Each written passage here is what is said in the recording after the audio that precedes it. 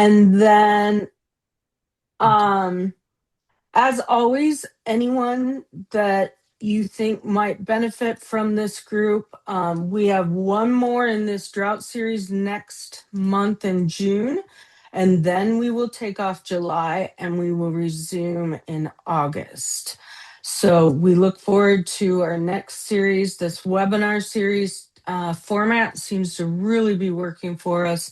We're really getting the information out there. So, and as always, please email me with any concerns or connections or ideas. We're open to all of it, especially from our working group team.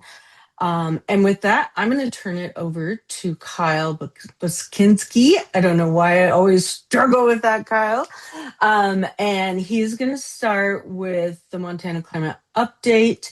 And then we are moving on to Craig Ironpipe, where we are doing tribal drought declarations. So with that, Kyle, thank you so much. Yeah, thanks so much, Vicky, and thanks to all of you who have been able to join us for this series that really kicked off in February with a review of the snow drought situation, and then moved on to hearing from federal partners about programs that are available through the federal government, like the Livestock Forage Disaster Program. We heard last month from tribal organizations that also provide assistance to tribes in these times of disaster, like droughts. And then today, I'm really excited about the discussion that we get to have with Mr. Craig Ironpipe from the Blackfeet Nation about how the Blackfeet Nation responded last year and is planning to respond this year to these current drought conditions. Before we get into that discussion, I did want to give you all an update. It's been 3 months since my last drought update, and the conditions are really evolving on the landscape. So let me pull up my my presentation here. Is everybody seeing this? All right, I'm going to give you about a 20-minute briefing on the current conditions across the country, what the Climate Prediction Center is expecting for this summer, and then what I'm seeing on the ground, and then we'll dive into our conversation with Craig. So just to give you a sense of where we're at, here are my takeaways from today from this short presentation. First, that extreme snow drought continued across the western US over the last 3 months. We hit record low snowpack at our normal peak snowpack timing of the year, which is on average across the western US, across the Rockies. We usually measure it against April 1st. And we were either at record low conditions or near record low conditions across much of the Rocky Mountains at that time. I'll give you a little bit of an update on that. We're seeing areas of extreme to exceptional drought, that most exceptional level of the U.S. Drought Monitor emerging across the West. We've seen rapid deterioration across the plains, the Central Plains, and then portions of the Four Corners region, the southern and central, and even some portions of our high plains here in Montana, getting into extreme and exceptional conditions. The NOAA Climate Prediction Center is forecasting persistent warm and dry conditions this summer across most of the West. It looks like there could be some respite for the southern Southwest, with some potential for above normal precipitation in eastern Arizona and New Mexico. A lot of that will be, as it is always, the timing of the monsoons. So time will tell. Here we are. This is as of last week. It gets released. The U.S. Drought Monitor map gets released every Thursday, and so we'll be looking to see how this changes later this week. But this is really the story across the country right now. You're hearing a lot about these drought conditions and wildfires across the Southeast. But all of you in Kansas, in Nebraska, in Oklahoma, that we're seeing really dry conditions across the central and southern plains, including some exceptionally large and scary wildfires occurring in portions of Oklahoma in southern Kansas right now.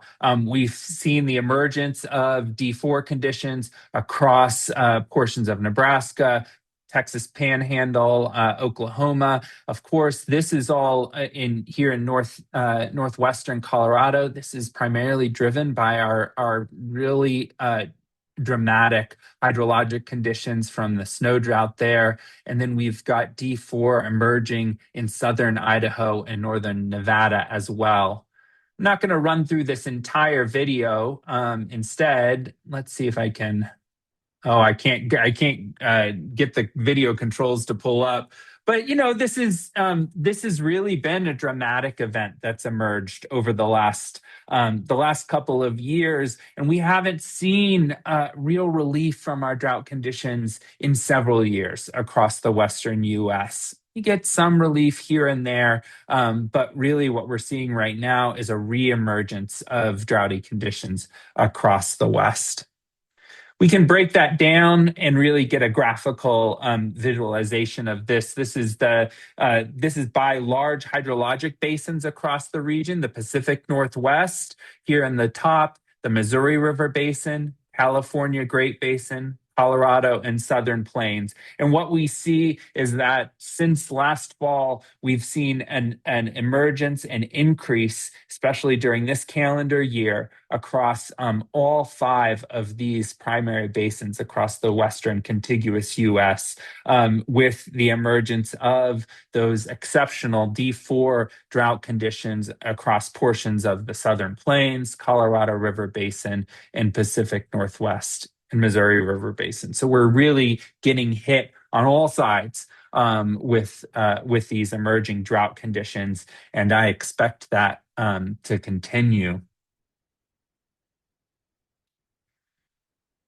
We were hoping when I presented to you in February that our fortunes might turn and that we would start getting more precipitation across the West, more snowpack, and a recovery to more normal conditions. Unfortunately, that didn't happen. I'm going to show you a series of maps over the last 90 days. So this is effectively since my last presentation in February.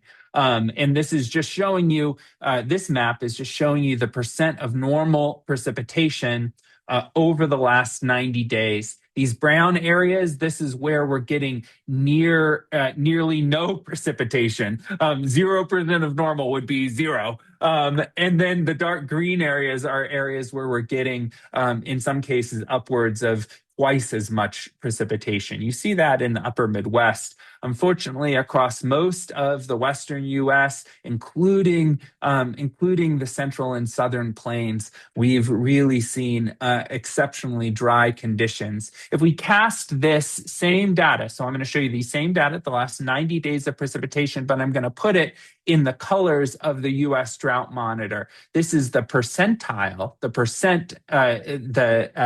the same color scale of normal precipitation over that last 90 days. It's really giving you a sense of relative to normal, so relative to the last 30 years. And what we see is that those areas of the southern, central, and portions of the northern plains have seen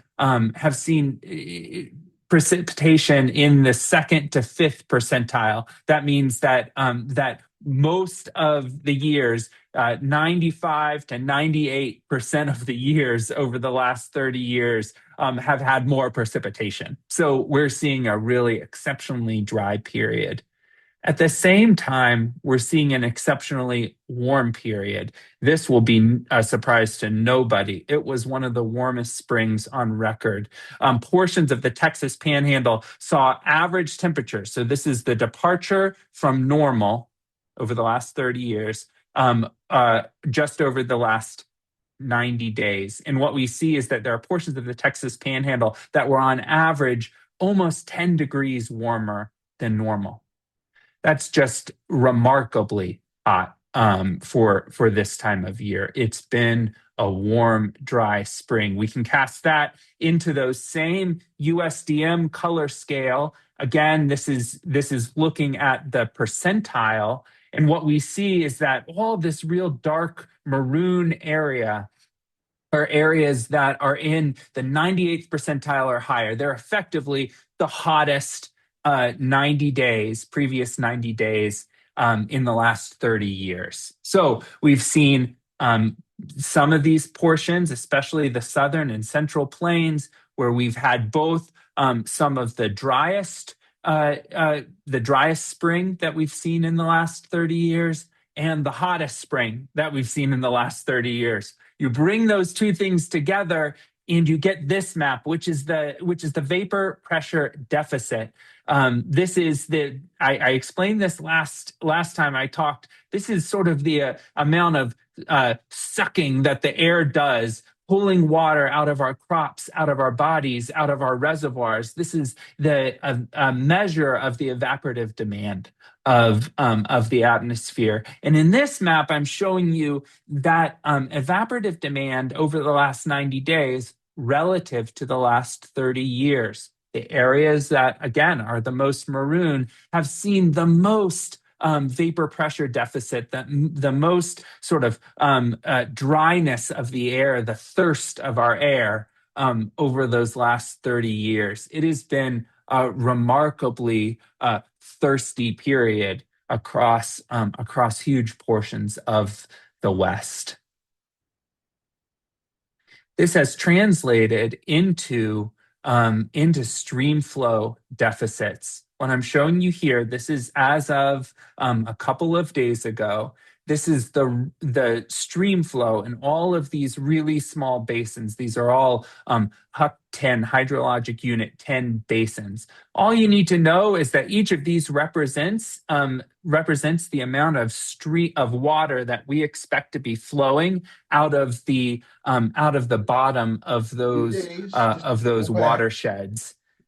And what you see here is that watersheds across, draining out of the Rocky Mountain front and then across portions of the Great Basin in southern Idaho are seeing some of their lowest naturalized stream flow in the last 30 years. We see that also coming off of the eastern front of the Rocky Mountains up here in Montana, flowing out the western side into the Columbia River Basin. Those white areas and slightly blue areas, those are more normal. So we're seeing normal stream flow in portions of our region, and then much lower than normal stream flow in other areas. Those areas that are much lower than normal are the areas where we've already seen peak flows occur. We've already seen the spring runoff do everything it's going to do. And we're expecting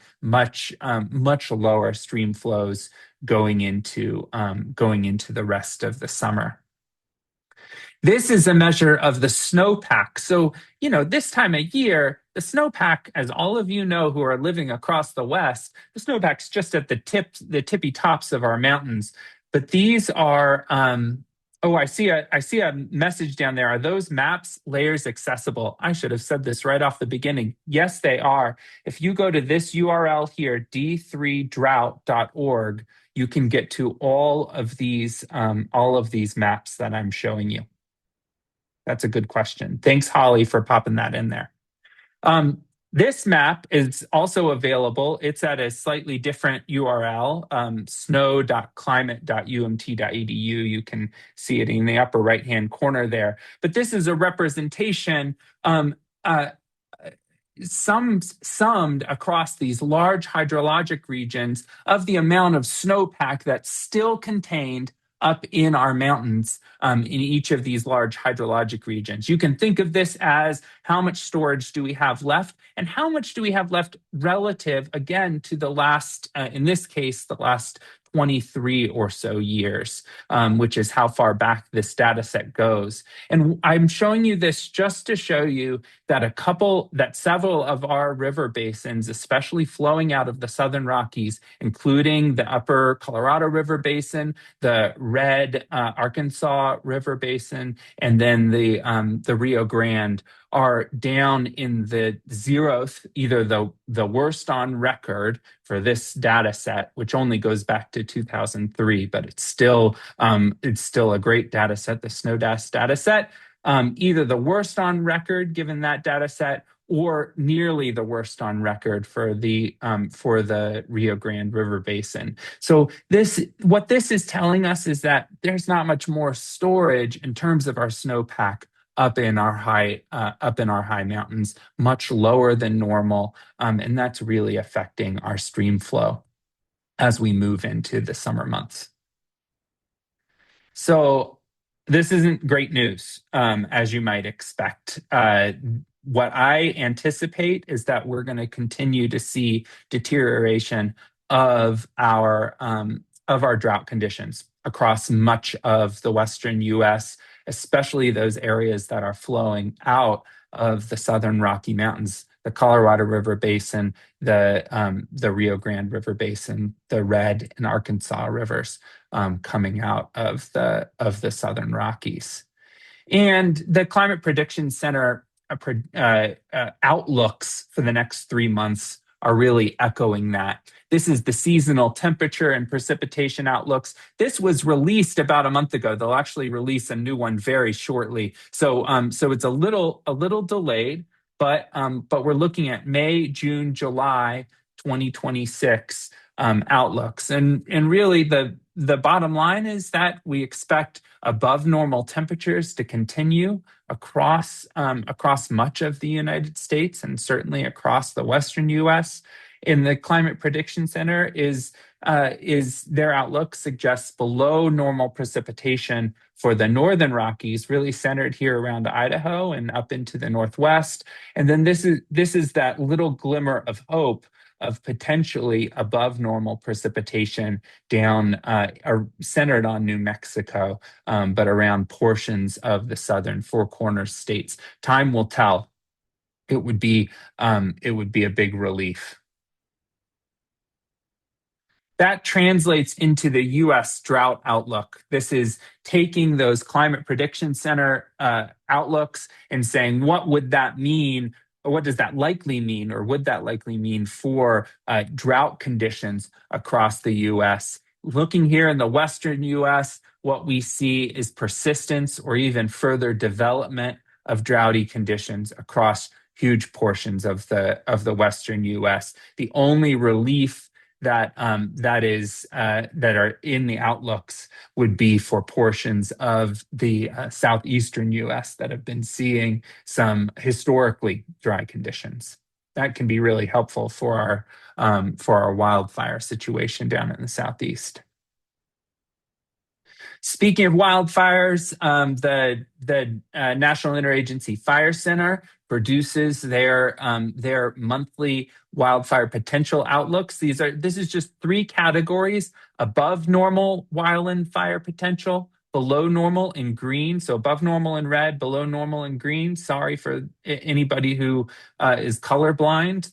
This isn't the most color accessible, and then normal in white. And so currently for May 2026, the month that we're in, we see that southeastern above normal wildland fire potential. That's from those really dry conditions in the southeast. They have the southern Rockies and Arizona and New Mexico as having above normal wildland fire potential this month as well. As we go out, then we start seeing that expand as we get into those historically dry months in the Four Corners area, where we don't usually have a ton of precipitation. One of the driest months of the year around the Four Corners is early June until the monsoons come. So we're seeing an increase in wildland fire potential across the Four Corners, and we're seeing that expand into the Cascade region in Northern California. July, again, above normal wildland fire potential across a large swath of the western U.S., and that continues into August. And so the bottom line is that we continue to have extreme to exceptional drought conditions. And unfortunately, given our snowpack, given our climate outlooks over the next several months, we're not anticipating much, if any, improvement across the Western US. So the time is now to get your documentation together for drought relief programs like the livestock forage program, like some of our federal and private crop insurance programs. Make sure that that is all well documented. Some of our areas of the country, and I didn't have it in here, but I've got a map. I'll pull it up in a minute. Some areas of the country are already qualified for livestock forage disaster program payments. We've seen secretarial disasters for drought going out, especially across. Let me get a good map back together here. Across the southern tier, we haven't hit those normal grazing periods for long enough here across the northern tier, but I anticipate that we're going to see some secretarial disaster declarations occurring across Montana, the Idaho Panhandle, and Washington very shortly. Hey, So, Kyle, we have a yes, question really yeah. quick in the chat. We are going from Matt. We are going to hear more about a super El Nino this year in late summer and early fall from Daniel Swain. How does this factor into this situation? Yeah, that is a great question, Matt. We are seeing, and I didn't have my standard El Nino graphs on here. We're seeing the emergence of one of the strongest, if not the strongest, El Nino on record across the Central Pacific. Currently, the Climate Prediction Center, they produce a series of models of the strength of El Ninos. And currently, it's only the weakest among those models that have us matching the last strongest. So we're seeing what will likely be one of the strongest El Ninos. There's two things that has the potential to affect. One would be if those El Nino conditions persist into next winter, where that generally leads to wetter conditions across the Southwest. It could actually be good for the Southwest, and it generally, again, statistically average, leads to drier conditions across the Pacific Northwest and the Northern Rockies during the winter time. So that could provide some relief for the Southwest. Might be a good winter in the Southwest in terms of snowpack. Only time will tell with that. The other thing, though, is that it does really affect the Southeast. It affects globally how hot the planet is. It affects a lot of our crop productivity globally. So the thing that I'm looking at when I'm looking at this super El Nino and its emergence this summer is really what that's going to do to some of our commodities markets globally in terms of food prices, in terms of the prices that our producers here in the U.S. can get for their crops. So I think that's something to be looking at more in the near term in terms of this emerging El Nino. What we've also seen historically is that you've got to be thinking about the what El Nino is, right? El Nino is a deviation from normal in sea surface temperatures across the equatorial Pacific. That's sounds scary perhaps, but what it actually is it's that process of warming that equatorial Pacific waters that seems to have a big impact and a big correlation with some of our drought conditions across the U.S. One thing that we've seen is that that process of warming correlates with these emergence of drought that we see here in 2020 to 2023 that started in the southern plains and sort of drifted north by northwest across the country.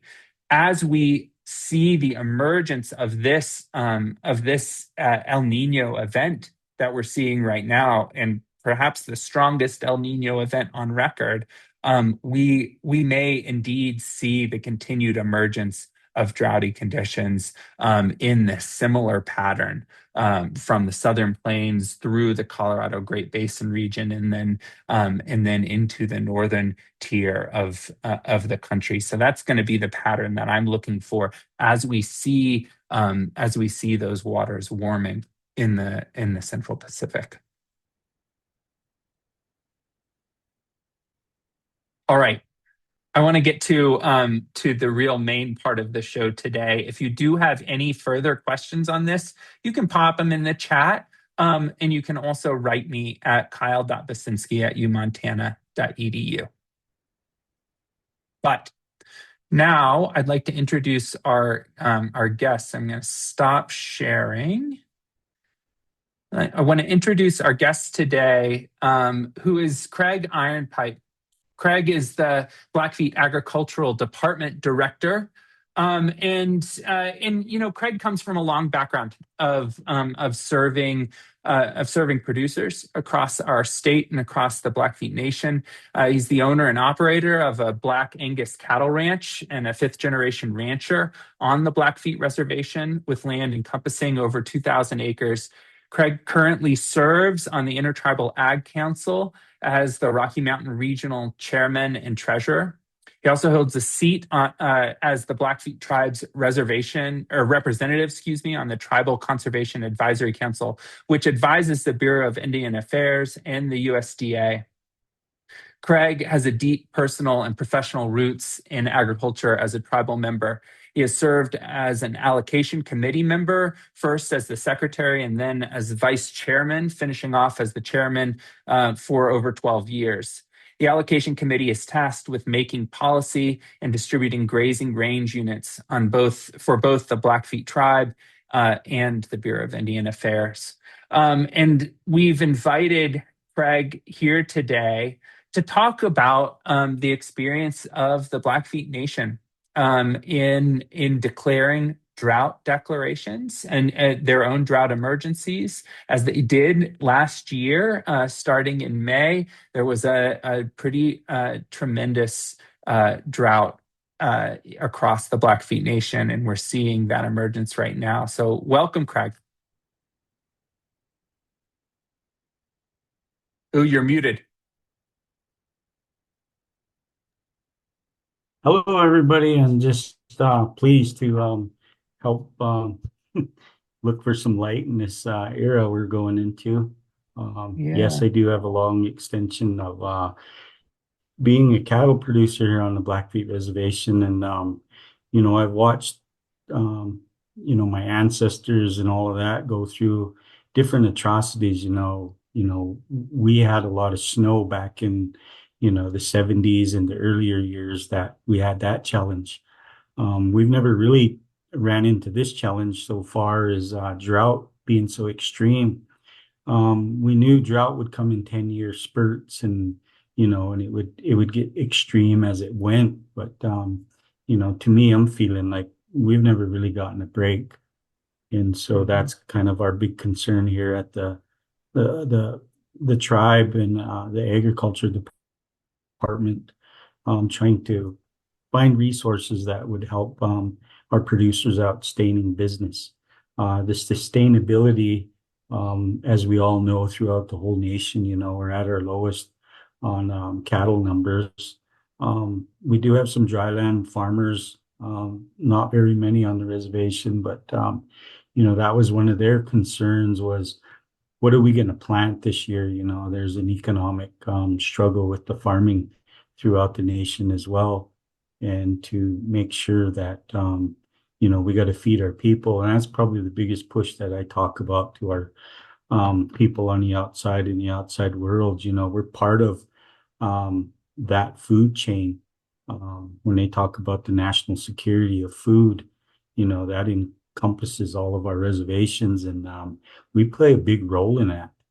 And to struggle for resources to keep us sustained, we're not strangers to that, being left out of the pot, and we've always find innovative ways to keep us moving.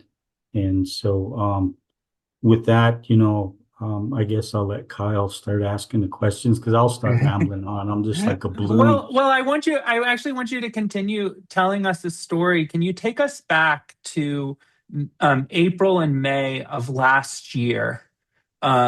So April and May of 2025, when you started seeing the signs of emerging drought on Blackfeet the Blackfeet Reservation. What were you seeing? What were you Um, hearing from your community? okay, so we as Native people have always been in tune to nature, and for a lot of years we've struggled with because we talked about, I talked about no relief here. So what we used to do is we used to watch our ponds, and the muskrats would tell us a lot, and that's how we prepare for winter and for what was going on. But what's happening is, stepping out the door, and I talked about this earlier, was, the practical of looking out there and seeing, okay, my grass is, it's not growing that tall. It's browning up sooner. The things are is the lakes are disappearing. The little streams are drying up. A lot of producers talked about their areas, and there's been historical springs that always fed those lakes, that have always fed some of their stocking grounds, and they were starting to dry up. Every time we'd get a little bit of rain, well, it would recharge it for a second and then it would disappear. So I work with our fencing crew here, you know, really pretty closely. And that's one of the things too, working at home as well, is, we're digging holes, and we're starting to see the moisture in the ground that ain't there. Mhm. You're digging up powder rather than wet soil. So, one of the things that are the telltale signs of no relief is, soon as we get our rains or a little bit of snow, as soon as that storm's over, the winds come in. So our winds are sustaining, from 40 to 60 to 80 mile an hour with 100, and I think that last one, Kyle, was 102, Yeah, we 108. topped 102 in Doggon Lake there. Yeah. Yeah, so that just dries it out, and that was one of the things, was redefining drought. They talk about the rainfall index, and that's one of the big things that's going on, is, yeah, you're seeing some precipitation here, but that's why I asked the climate office if they can start researching that evaporation rate. Hmm. So the high winds brings the high evaporation rates that can justify a different era that we're in. We used to get winds in the fall and then early spring, and then we'd get these breaks. But as these weather stations are telling us, and what we've always known anyway, is it's been constant. It's never let up, and I think everybody's feeling it. Traveling to these other communities, I just come back from Billings, and last week, and man, it blew all the time down there. Hmm. I think there was years ago that, not too long ago, there was a tornado touchdown when I was down there. There's just oodles of signs that our weather patterns have changed. And as Native people, that's the part, is, there's not no panicking that we do. We just have to start adapting to it, start watching those signs. There's different signs that we have to look for, because we don't have those ancestors that taught us those signs of, when this relief is coming. So, Hmm. we do watch our animals. We do watch decreases in numbers of that's happening. And, it's kind of hard in my area, because that could be contributed to wolves and the bears that are so overpopulated in our area. But we do see a decline in that. But then you start seeing diseases that are starting to hit our wildlife, that are starting to take out, numbers of them, that significantly change what we have. The thing about our area, and I talked about it a lot. They wanted to develop our oil and gas here years back when I was younger and just getting into it. And I don't know if it was the tuition or intuition or, my ancestors talking to me and saying, our oil money is actually water.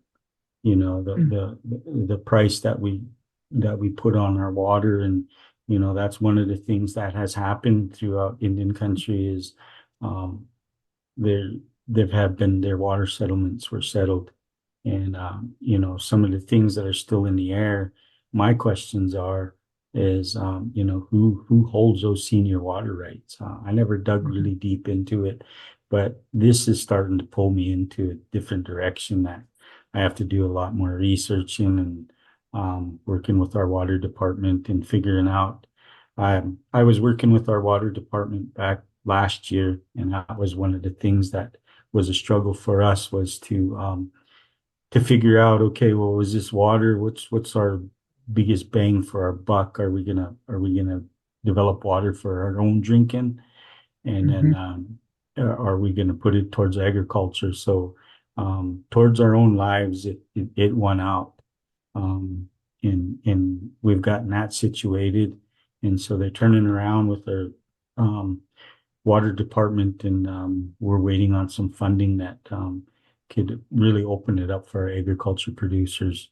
But that's one of the obstacles that we've come into was when it comes to water rights settlements and tribal politics and all of that. We end up with different challenges of directors leaving, stuff like that, to where Mhm. the new director has to come in and relearn where they left off and where they pick up. And there's a time, there's a timing that's on, excuse me, on a lot of these deliverables that we have to produce for the government for our water rights.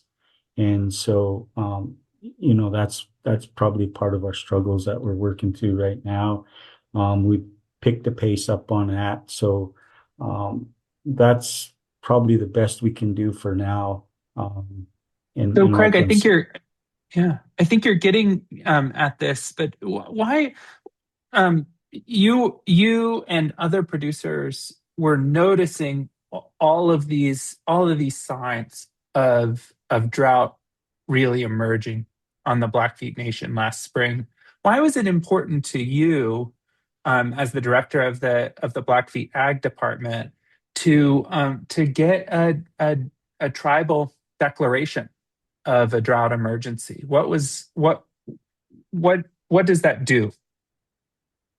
So the declaration is designed to open up funding, the Hmm. resources that we don't have, and that's probably the biggest obstacle. Like I talk about, there is some funding, there's some restrictions. So it's a big spider web that there's too much bureaucracy that we have to wade through. We're Hmm. governed by the USDA rules. We're governed by USDA Natural Resources, FSA, and the Bureau, plus the tribe itself. The Bureau itself has a couple of avenues that we have to go through: our local office, our regional office. So those are big challenges that are not in some of this funding. Like, for instance, right now, we'll talk about if we wanted to go deal with spring development. And I'll Hmm. talk about when I first started. So when I first started as a young producer, I utilized USDA programs. And so I went in and I requested that I work towards spring development in one of my pastures. So I went in and filled out paperwork at USDA. I never did once have to set foot in BIA. And so now times have changed, and I was showing you guys earlier these maps of our allotments here. So that's where the Hmm. Dawes Act come in and really distorted a lot of things because of they ain't just one shareholder anymore. Kelsey There's a Carlson, call lot of extension shareholders. 545. Kelsey Carlson, Sorry call about extension that, guys. 545. So there's a lot of shareholders that they got to go get, or at least try to get permission from, that they're going to have their land disturbed, and there's some consequences through land disturbing and all of that kind of stuff. So one of the things that I would really like to get the history on that, and I was just at that meeting down in Billings last week, and we had USDA and BIA in the same room, and that was what I talked about was how did they get that passed where BIA and USDA work amongst themselves rather than to putting the producer out there and going out. And some of these allotments have, 40 to 350 shareholders that you got to go visit. And they're just not right in town, like a lot of our tribe, when the Relocation Act came, there's a lot of our families that took those opportunities, and a lot of them's out on the West Coast, so that takes that producer. If you want to be efficient, you do it by hand. You don't do it by email or snail mail or anything like that. You walk up to the front door, knock on the door and say, I'm so and so, and I come from this family, and, we lease your property, and it's pretty detrimental that we get this spring development put on this range unit, or it'll be deemed useless. And so the people that had relocated have been in urban areas, and they really don't have no interest in agriculture or home for it, that matter. And so, there's been reports that, the people from them areas actually called the cops on the producer that showed up to try to do his due diligence to ask for permission. And so there's a lot more challenges, like I say, that was put forward on the producer. And, the superintendent and all the regional directors understand that, they're governed by the CFR. And so they have to give those landowners that due process. And so the thing about it is when you're in a drought like this, there's these emergency mechanisms that trigger as well. And I think when we're talking about this declaration, that's what helps that trigger that. So everybody's backed up on making those decisions, hey, the tribe went, they did a declaration. So, that would help the superintendent or the area director to open those avenues where we could actually bypass that, because it's at the discretionary of the secretary. And so that would speed up the process for that right away to put that pipeline in so that we could get those cows watered, with animals and plants. They take water every day, just like humans. Right. And if we're not doing that, and we're stuck in a bureaucratic, I'll just say dust bowl, our wheels are just turning, and there's no end result to it. Yeah, we'll just have a meeting. We'll have a meeting, and that's the hard part, is on the producer side, is while you're having meetings, I have to be going and selling my cows because I don't have enough water to keep them sustained, and I watched a documentary, and it was down in Australia. And so this guy he was a very proud producer himself, and he was running 7,000 cows, and it was hitting him pretty hard. And they were interviewing him after the fact, and he said, I wished I would have swallowed my foolish pride. He said, I watched my whole herd die on me, and I didn't get a penny out of it. He said, if I would have swallowed my pride and, went and sold down, and at least I would have got something for them. But he said, I don't have that. He said, I took the whole beating. And so that's kind of what the ag department has done, is I've talked to, several producers out there, and trying to encourage, and it's a hard thing to do, to tell somebody, hey, your livelihood, your hard work for over 20 years of genetics that you were building, you're going to have to cut down on them in order to save your whole operation, and the thing about it is we don't want to be a dictator here. We just want to give you your options. This is what's happening. These maps that, you shared, those are real evidence that a producer can look at and say, hey, we're heading south here pretty fast. So, What are my preparations? How can I curb myself from actually going out of business? So those are some of the tools that these weather stations that here on the reservation are providing our producers with live data where we can actually see it right in our front yard and saying, hey, these are the weather stations that are telling us our weather, and we feel comfortable with it because we're seeing it. And so, everybody comes to the table with a very open mind after that, rather than somebody coming in skeptical of, hey, you're trying to put me out of business. So, Craig, in addition to perhaps making it easier to get some of that federal assistance, what other responses occurred within the Blackfeet Nation? Were there water restrictions? What does a tribal drought declaration trigger in within the nation? So our declaration after, I do my part and I, present my stuff to the council Hmm. and they have a team that's supposed to be formed, that deals with all of the federal funds and all of that kind of stuff that come in. We did have an incident commander that was hired. He did have an assistant. They actually used my office, and I'm in a little tiny cubicle office, and that's one of the struggles that the council needs to understand is, when we're dealing with a natural disaster and you put us in a little cubicle, that's not going to work.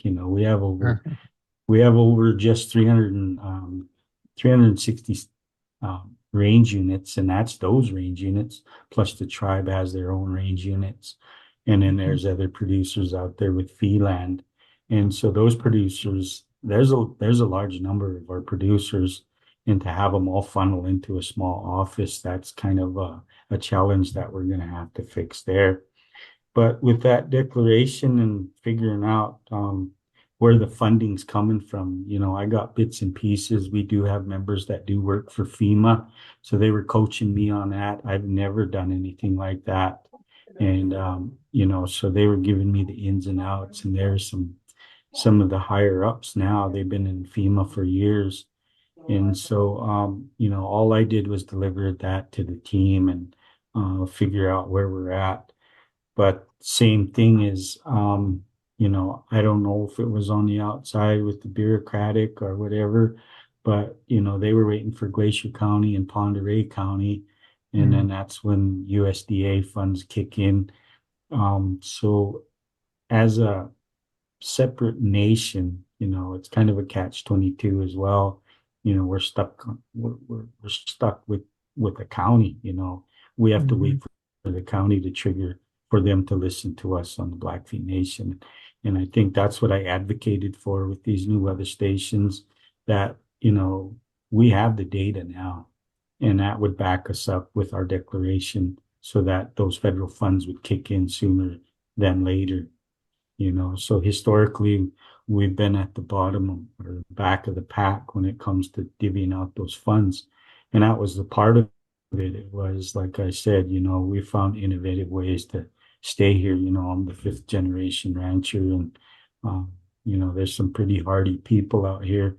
But that's the part we would just like to get our fair share of the pie. Some people look at the reservations as, oh, they don't pay taxes, and that's all pretty much a cliche or whatever you want to call it. But we do have a lot of producers that bought their own fee land, so they do pay taxes in all the time. Uh, so those are things that my job as an ag director would be out there educating people. We don't have a directory of how many producers and how much fee lands out there that's being taxed and going into the kitty. But by the due process is our producers do deserve that fair share of that pot where them federal funds come out of. So, what advice, Craig, would you give to other tribal nations that are thinking about doing their own drought designations? What are some what are some challenges or barriers that you were able to overcome, or what's been the key to your success when it comes to making these So the key, designations? Mhm. so the key to our success, and it's throughout Indian country as well. The advice would be get your ARMP done, your agriculture resource management plan. And once that's in place, those agriculture resource management plans, they supersede the CFR, and wherever we don't fill in, then we fall back to the CFR. But that really gives you leverage to, really make a lot of things happen. And one of the things that my department is tasked with is our full entire ARMP wasn't passed as a whole. There's bits and pieces that are sitting on the shelf. And right now, exactly what we're talking about has been sitting on the shelf, but it's all timing. So we just take that piece down, we take it to the council, we do any revisions, and then they pass it by resolution to add it to our existing ARMP. And so we do have our drought, our climate change, our adaptation, all of this stuff we have it already. And the thing is we just pulled it off the shelf, and because evolution's always changing, and laws are always changing. So that's one of the things is that gives it that flexibility to say, okay, well, we're going to fix it to this time, and it can always be amended for those. And that's one of the things that I would strongly suggest for any of those tribes out there that are struggling, is to get that ARMP done, and it gives you a lot of flexibility. Good advice. I just dropped in the chat link to a resource by the Native Land Information System, which is a resource for getting started on an ARMP if your tribe doesn't have one in place already. Well, Craig, I want to thank you so much for joining us today and for sharing about the Blackfeet Nation's experience doing drought declarations. Best of luck to you and everybody out there in the Blackfeet Nation with drought emerging this summer. Should we expect another declaration soon? What are you seeing this year? Yeah, it's been on the table for a long time. I've been pressuring the council for a long time. We've had some public meetings as well already. We've got their input. The thing about it is to me, myself personally, I think we've had too many meetings. And the thing is now we need that action. We do have that plan in place. So that was that adapting for today, and there's other things that's going on, each day that fuel price goes up. So a lot of these pumps that we talked about is putting some filling stations around for people hauling water to their cattle is, there needs to be a price tag on this diesel that's going to run these watering pipes to siphon out of our areas. And that's going up every day, so every time you set your budget within, I don't know, a day or two. It changes the next day. Yeah. I'm seeing it too. Yeah, so Well, those are the big challenges, and I would just, and you can't even put a percentage on it. Say, okay, well, I'm going to put 10% over the budget. We've already exceeded that. got it. Well, thank you so much for joining us today. It's just been really, really great to have your perspective here. Everyone, thank you for joining us. Be on the lookout for an update about further webinars this summer. And of course, the recording from this webinar will be put on the Native Resilience website shortly. So